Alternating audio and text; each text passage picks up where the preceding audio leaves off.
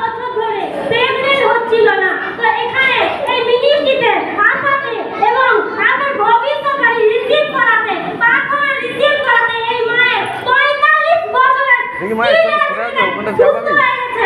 আর এই মায়ের বৌমা 8 মাসের প্রেগনেন্সির সঙ্গে ব্লেস হয়েছে।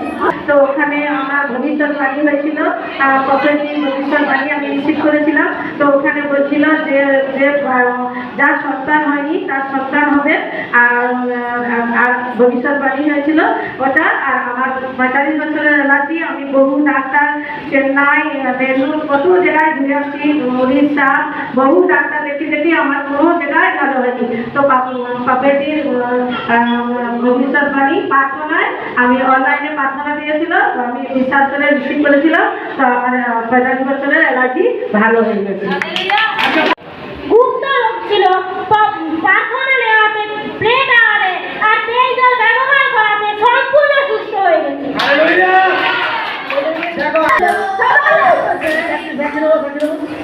তো আমার শিশু সন্তান 3 বছরের শিশু সন্তান ছিল।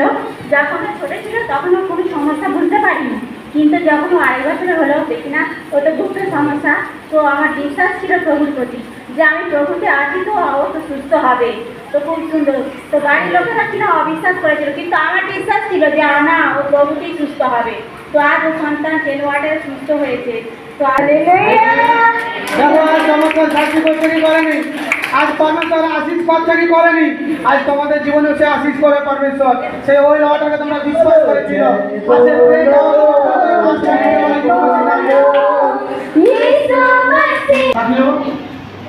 হালেলুয়া। এই মায়ের বোন হঠাৎ স্ট্রোক হয়ে যায়, এই লাইনে প্রার্থনা নেওয়াতে, অয়েল ওয়াটার ইউজ করাতে সম্পূর্ণ সুস্থ হয়ে গেছে। বলেছে কে লিখেছে এরকম?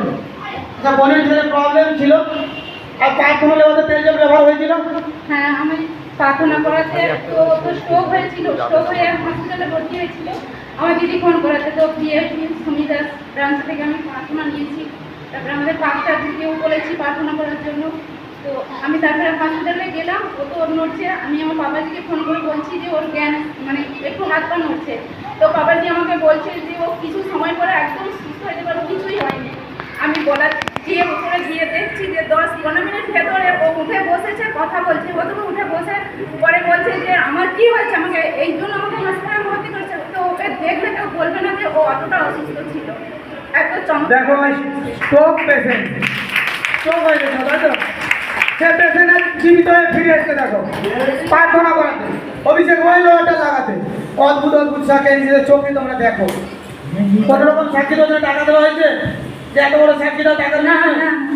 দেখো পয়সার চমৎকার খুলছে এবং ওখানে ফটো ধরা আছে যে ছেলেটা স্ট্রোকে পড়েছিল, সেই ফটো প্রত্যেকজনকে দেখাও যাতে সবজন বুঝতে পারে কি প্রবলেম সে পড়েছিল। আজ পরমেশ্বর সে সাক্ষী করছে যিশুনাথ সিনামে।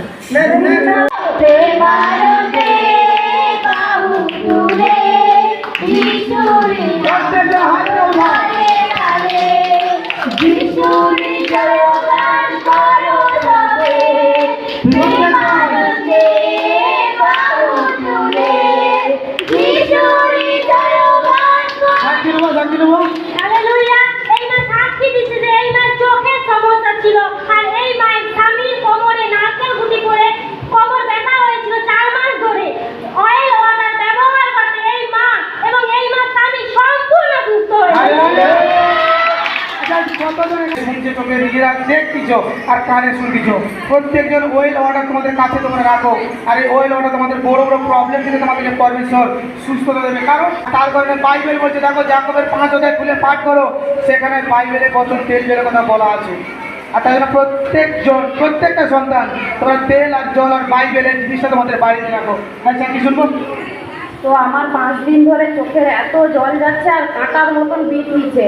তো আমি প্রত্যেক দিন শোয়ার সময় আমি চোখে জল আর তেল ব্যবহার করাতে আমার কালকে রাত থেকে একদম একটু কিছুই নেই, এতটা সাক্ষী। আর স্বামী নারকেল গাছের গোড়ায় কাজ করছিল, নারকেলের গুটি এসে পড়ে গেছে কোমরে, বড় সাইজের। তো আমাকে এসে বলছি যে আমাকে মনে হয় কোমরের কি যন্ত্রণা হচ্ছে। আমি বলো নি কেন?